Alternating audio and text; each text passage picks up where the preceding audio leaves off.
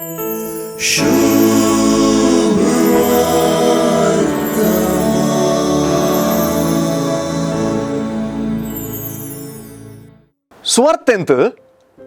मनशा पुताच्या येण्या उद्देशी जेजूची शिकवणूक मुंदरून वेता.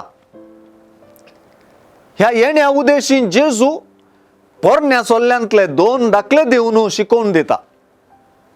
दोन्ही दाखल्यांनी देवाच्या ताळ्याक, उल्याक, जिविताच्या विश्लेषणाक, नीतिबरीत चालीक, कुरडो, भेरो आणि मौन जाल्ल्या लोकांची लक्षणां विवरिल्या. पुर्तुगाल आयिल्ल्या वेळार लोक खंयचेच रितीन येवंकासच्या अनवरा उद्देशी चुरूक वा तयार नासलो.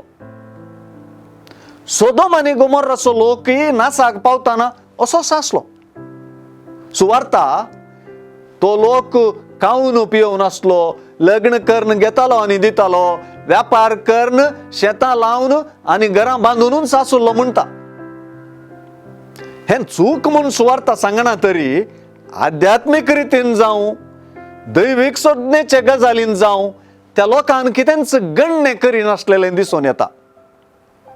सुवार्तेंत विवरूंक ना तरी उत्पत्ती पुस्तकांत ह्या लोकांची अनितीची, देवबिरांत नासलेली, अन्नाडपणाची कृत्यां विवरिल्या. तो लोक अजागृत आसून देवाक विसरून नास जालो मनशाक आज जेजू वत्तू दिता.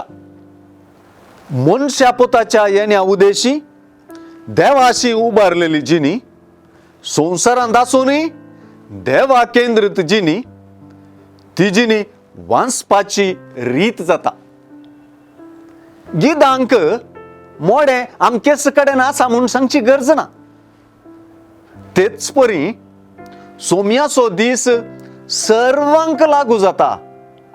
सर्वांक लागू जातलो आपल्या बेसावां, लिसावां आनी मालदिसावां बराबर.